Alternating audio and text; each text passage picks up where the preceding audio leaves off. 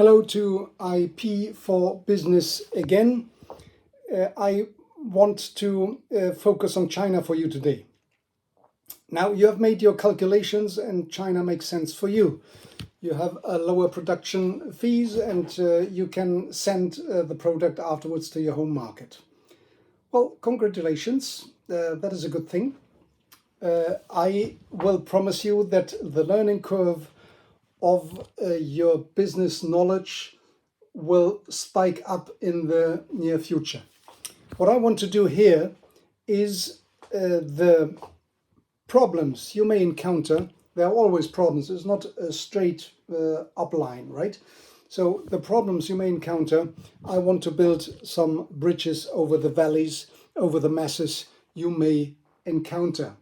If you find value in that, stay with me 20-25 minutes with me and my horse Max, and we will tell you something about our experience in China. I myself was 4 years in China, in Beijing. I'm a retired diplomat for business matters, and I must say from the upfront, my experience, my own experience was lovely. I have many Chinese friends. Chinese are serious people. I didn't encounter the bad guys, which are anywhere, not only in China. There are some Chinese specialities, though I will get into in a moment. Well, the decision to go to China for a small enterprise, for a small business, is different than for a big business. If a big business decides to go to China, they factor in from the beginning that they have perhaps 3 years of losses to encounter. This is normal for a big company. For a small company, this cannot be done. So they have only one shot probably, and if this shot goes sour, then it might be a death sentence even for that company. In any case, it might be the only shot they have in order to outsource their production into Southeast Asia. So I mentioned beforehand China. China, I mean really Southeast Asia, Vietnam, Cambodia, Myanmar, Thailand. So everything is very much influenced by Chinese culture, which was the Middle Kingdom in history, and this has some implications also for you. Now, if Frank Sinatra said famously, if you can do it here, you can do it anywhere, that was referring to New York. I think he referred to the United States and perhaps to the United States and Europe. I will not say necessarily that he referred to the whole world. The planet is not flat, as you know, it is round, and Dubai is very different from India, from Morocco, from Nigeria, from Australia, I don't know. And there are differences in Southeast Asia which you need to take care of. There are some issues with regard to sightseeing where you will see the difference. If you go to Rome, and from the US or from Germany, I'm German, then you would notice the difference immediately in architecture. You would not need to speak to the people. You would see what is a different culture. In China, that is not necessarily the case. You would see architectural differences only for some buildings within the city where you're in, but you would not you will be probably in business towers, etc., where you will be received, or in smaller buildings, modern business buildings, which would dominate the skyline. So it is what I want to say. My point is that difference in China is not visible at first glance. The differences lies rather in the people, in the manner to make business, among others, in the manner to have their relationship established with foreigners. They call it Wai Guo Zhen. That is a difference which needs to have your look out. It is not something which is straightforward. It is something where you look around the corner. What does he want to say? What is the real meaning? Is the real meaning the truth, or is it something around? Does he want to deceive me, he or she? Well, these are kind of things where you have to be on the lookout. So you will see, for example, as a difference, you get hot water, or you will be named as Jones, Peter, Mr. So the other way around. Or you would think of the I don't know, the shower. They take Chinese would take a shower in the evening, or we would take it in the morning, right? If we have one shower a day. So very different cultures, which are in a, I would say, in a way which you may perceive it, but you don't know the meaning.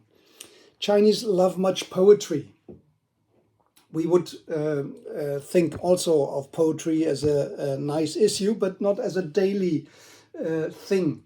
And if you have a congratulations, we say happy birthday. No, the Chinese would dedicate a poetry to you. It may be a poetry which is copy-paste, but it may be also a poetry which is done for you. Emperors in China, they were famously doing poetry in their palaces for the people, and they are engraved into something, into stone, put into stone, and in the summer palace you would find a stone with the poetry from the emperor XYZ. Sun Tzu is another, we may have heard of it. It is a general from Chinese history, 400 before Christus, before Jesus Christ, more or less. And it is somebody who has written Art of War, which has implications for business. The Chinese confrontation strategy is different from ours. I'm German. Von Clausewitz, it said that war is the logic consequence of failed politics. And the Western view of war would be to destroy the enemy. The Chinese view is different. They go to war, but they don't want the war. They want to win the war without going to war. In the sense, they would rather deceive the enemy, in the sense that I'm so mighty, it is not worthwhile to go against you. I will lose anyway, so I will surrender. That is the strategy of the Chinese. And that is also a business strategy, in the sense that they want to, well, I don't know whether deceive you. They want to give you a better impression, a better professional impression, a better view of them, a more serious view of them, as they probably would have if they want to make business with any other Chinese. Meaning, just an anecdote, I've seen a video, and a video was on a factory somewhere in Southeast Asia, and there was practically during weeks no movement in that factory. But then there was announced a foreign delegation coming in order to make some business with this factory, and the camera focused that day as well, and there was a lot of movement. The gates go up, down, open, close, etc., and then lorries get into, people running around. They discharge this and bringing the packages to the other place, etc. So. And the foreign delegation came, and well, they were probably somehow impressed on the activity which was going on there, although it was not. And it reminds me to another anecdotal issue where I was in China with a couple of friends somewhere in a rural area, and the guide was taking us around, and then she wanted us to go to a silk factory, and we entered the silk factory, and the coordination was not as well as it should be. So when we entered the factory, it was an outlet factory, or so a mixture of both of them. Then the lights turned on, so the lights were completely turned out, the lights turned on, and the people who were sleeping before, they were on the desk with their heads down, they start working. And the employees, they came out, they were sitting somewhere in the dark, probably sleeping as well. They came out in order to show me around what they have into their outlet. So it is a bit the good, not really deception, it is to give a good impression. And to foreigners it is as well. So Chinese history as well. Let me see, Chinese history is very present. They say the Chinese are very proud of 5,000 years of history as a Chinese culture. So a lot of dynasties and a lot of pride with regard to the greatness of the Chinese nation. There were a lot of wars, right?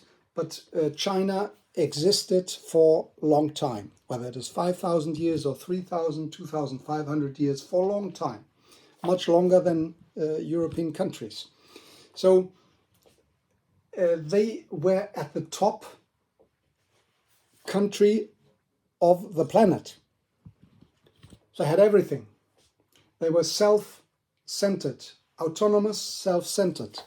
They look to the self as the crown of the civilization during that time, and look at others, inclusive Europeans, like barbarians. And this is still in a certain moment present in China to make a difference between Chinese and foreigners, Wai Guozhen.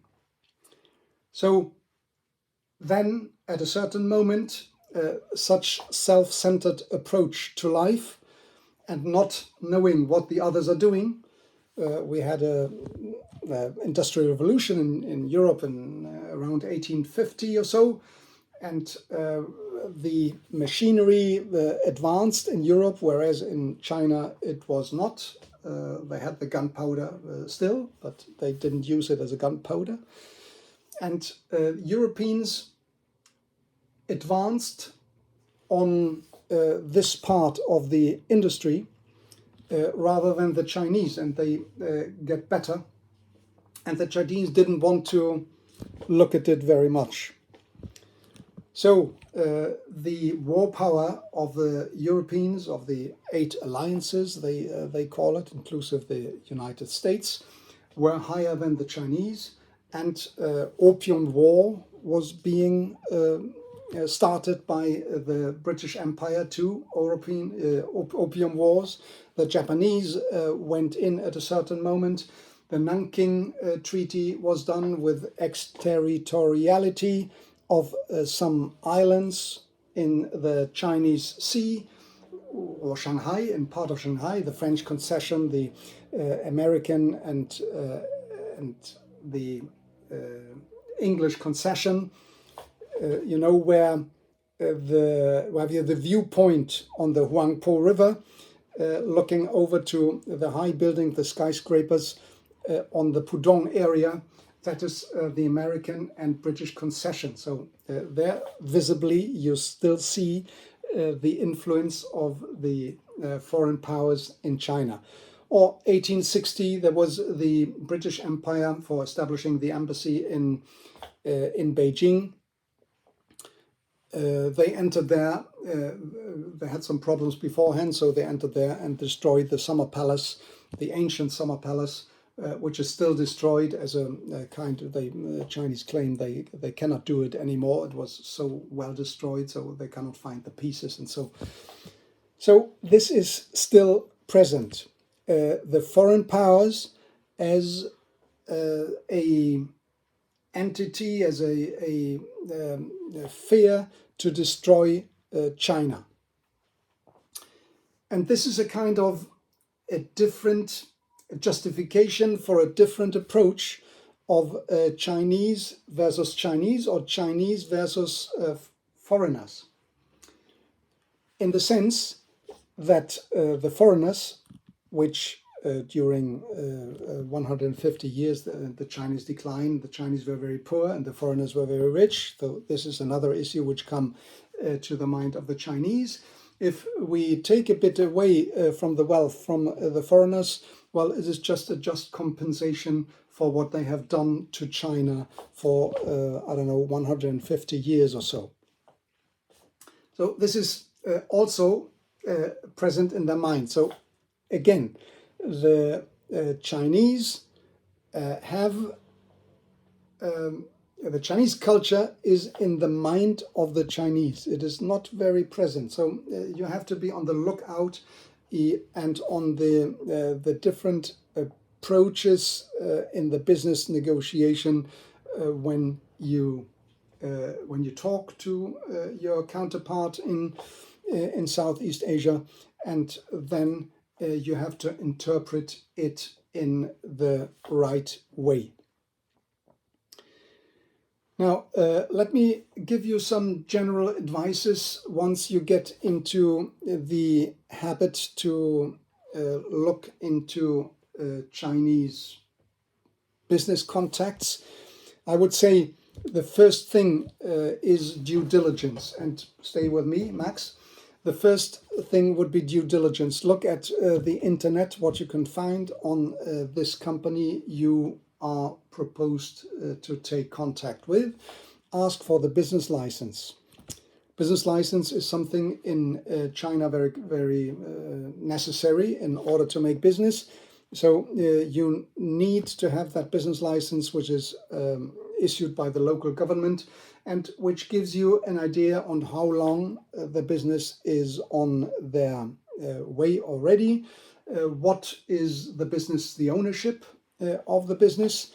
What is the business allowed to do, in which part of the industry the business can take place, and if this is corresponding to what you want the Chinese company to do. So business license, some due diligence. If possible, you can go through reliable resources like Chamber of Commerce, etc. So in order to get better the contact, there's the Chinese business Chamber of Commerce, which is ECCAC. They are quite good and they have a reliable business, so you will not fall into the first traps. The contracts is another issue. The contract you normally, well, you will do a contract, right? You will not do without contract, but you will sign an English contract and a Chinese contract, and you will read the English contract, and I'm not sure whether you will read also the Chinese contract. Chinese characters are quite specific. How many in your company are Chinese and are able to read Mandarin or Cantonese and understand the legal issues in that contract? Nobody, right? Well, I thought so. But you should be able to verify whether the Chinese contract and the English contract, which you understand, are identical. This is often not the case. And why does it matter? Because the Chinese contract is the one that matters in China. And if you want to litigate in China and you want to have a legal opinion on what is the business relationship like with that Chinese company, you would go with a Chinese lawyer, and the Chinese lawyer would focus only on the contract in Mandarin or Cantonese, but not on the English one. And if you want to go with the English one to your home country and make litigation, well, you can do this, but the execution, well, you will see. Now, what is about a trademark? If you have a trademark, right? So if not, go back to the other video where I talk about IP for startups and small businesses. You have a trademark or design, a patent, we would say in Chinese, for whatever it is in your home country. That is good. That is a good start. If you want to make production in China and ship the products back to your home country in order to merchandise it there, to be it on the market there, would you still make a trademark or design application in China?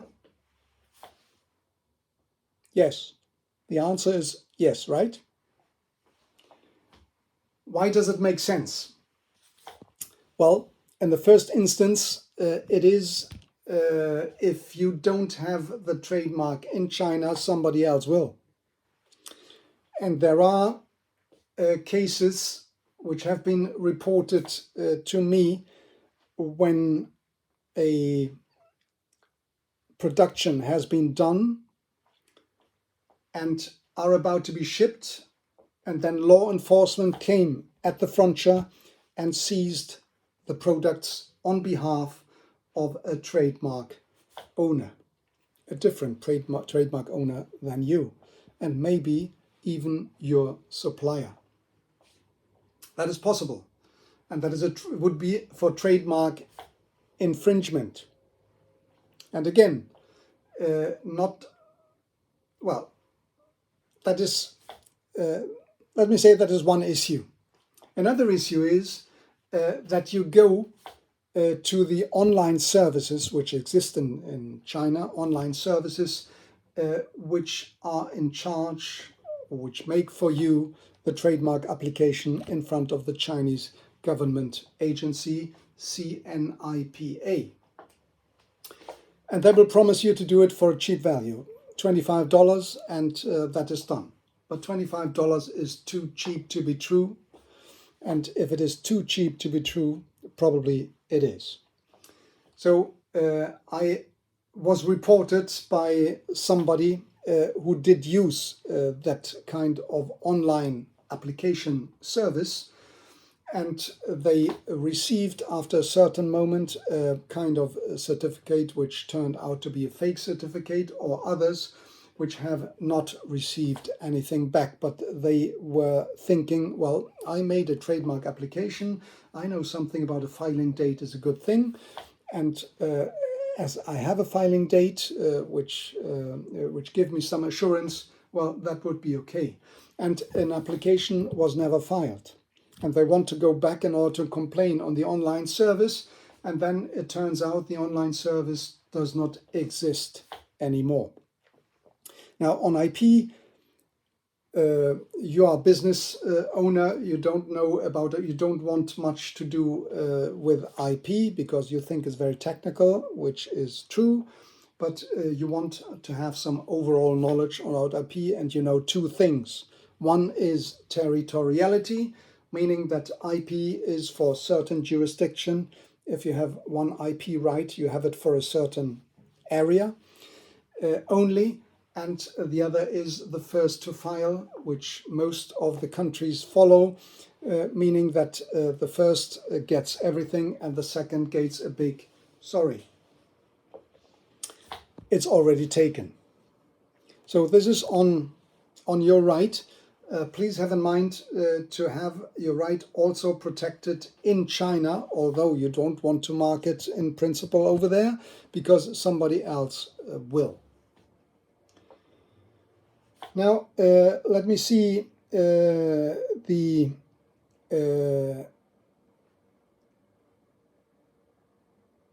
scams in China. As I said, the Chinese versus Chinese maybe different relationship where the Chinese were the versus foreigners. And this has given birth to a certain scam culture, I would say.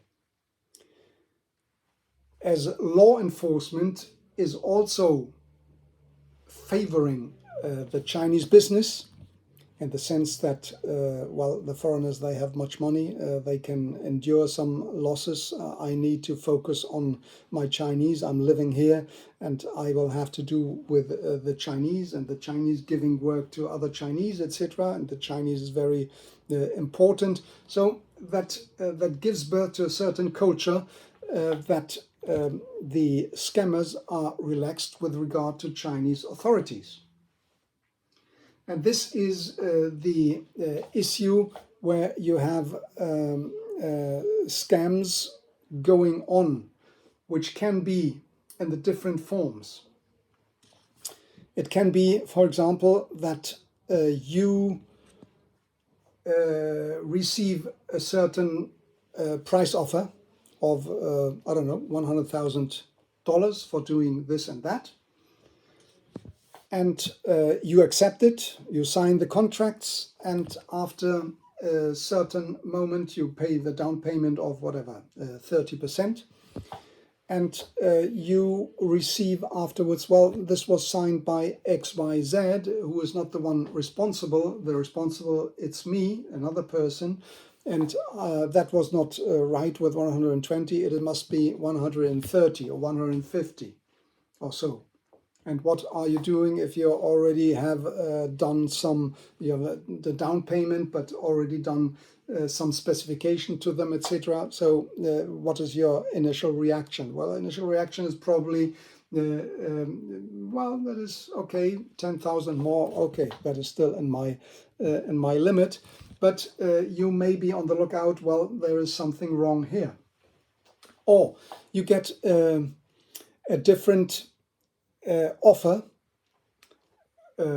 more advantages offer from the Chinese by saying, well, instead of 100,000 for products which last for you, I don't know, half a year, let's make for 1 year and a half the products you need. Instead of 100,000, I charge you only 200,000. This is the 30% win for you, for the foreign company. That's a good thing, right? But on the other hand, it may be, and therefore to be careful with these new offers, which does not correspond to your initial demands. What is there? There may be a bankruptcy in the making, or the difficulties, financial struggle with the Chinese company, and they may not deliver, or the substandard delivery, or the extension in the time limit. Too late, or the administrative excuses or pretexts in the middle, or there is some regulations coming out, new regulations coming out in China that making, so these kind of things, be on the lookout. There may be small changes, but there are warning signals, and small changes, and another small change, and another small change that may make a big difference for you, but it gives you signals of alarm. And you should take action of the signals of alarm, whether the smallest loss, whether the loss is small, and still small is good, whether with regard to a big loss, which will be afterwards. Now, I don't want to extend more.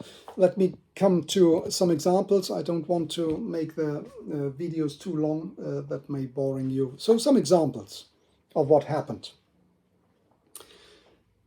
Admitting you have a new design, a fancy design, and you want to give this to the home market, but outsourcing the production into China. So you do this, you find a company, and you are happy to provide the moldings and the tooling in order to make that product, specifications, etc., etc. You will have your trademark assured, right? That is good in China, and the design probably as well, design patent in China, right?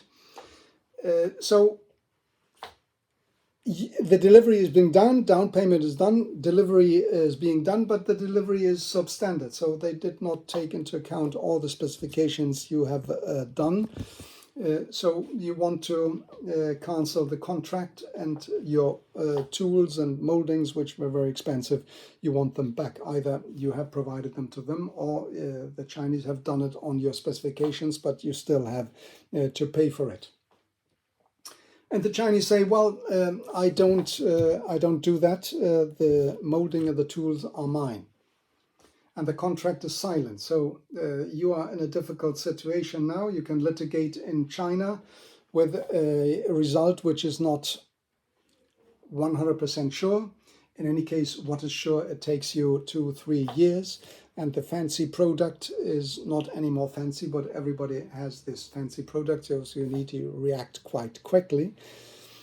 On the other hand, if you make litigation in your home country, in the US, in Europe, in Africa, Australia, wherever, and you will get a sentence also at a certain moment, also in time, delayed in time, and then you want to enforce the sentence in China. And enforcement of sentences in China is a nightmare, So at the end, what you are left with is to enter into negotiation with that Chinese subcontractor in order to rebuy, if you want, at an amount which is reasonable for you, the moldings and tools, and be sufficiently quick in order to make your product happen to be on the market. Another problem, extreme problem, but still problem exists in China, and I want to make it here clear that I never encountered that. I still find China, after my my presentation here, I still find China very thrilled and full of good people, but still you be on the lookout. Hostage situation. If you have, imagine you have a problem with a Chinese supplier which says, well, I need 100,000 according to the contractual damage or contractual stipulation, etc. $100,000 from you in order to make more, to continue with the contract or so. And you say, well, that is not true. It is only 50,000. So the Chinese present you the possibility. You come to China, and we negotiate. We come to an agreement, and then we will continue our relationship. And you accept this. You're coming over to China, and you're coming to the area, to the province where this company is settled in, and you start to negotiate in a hotel room, in a business center, in whatever offices they are in. And the first day you don't come to a settlement. The second day it gets a bit rough between you, and a settlement is also not in, but then you find yourself locked in the hotel room or in the business offices or whatever, and at you can't go to the law enforcement officers, or if you can go to the law enforcement officers, you will often find that either there exists a certain relationship with that company or family relations, or that the Chinese company have a certain evidence in Chinese, everything in Chinese, which will be presented to the officer, and the officer says, well, I don't know exactly what happens here. It seems so good for me, and the Chinese are right, and the foreigners will not pay. You stay here until you pay, and that's it. So hostage situations like such, or in different ways, they exist, and you want to take care of this and avoid this kind of situation. Again, I must say, I was thrilled in China. It is bureaucratic. Be aware a bit of this, but you can do business with the Chinese, and if you go to the right Chinese, you will be happy with them. They are flexible. They is a possibility to build up long term. They want long term, etc. So no, I think you're still good. And now the first bumps, the first valleys, you will not go into. You have the bridges to go over. It's all about risk management. So in the stock market, I would say all stocks are bad unless they go up. That is my risk management. If they go down, I sell. If they go up, well, I'm still okay. But all stocks are bad. So at 10%, 15% up, I will sell half of it and free roll the rest. Thank you very much to tune in.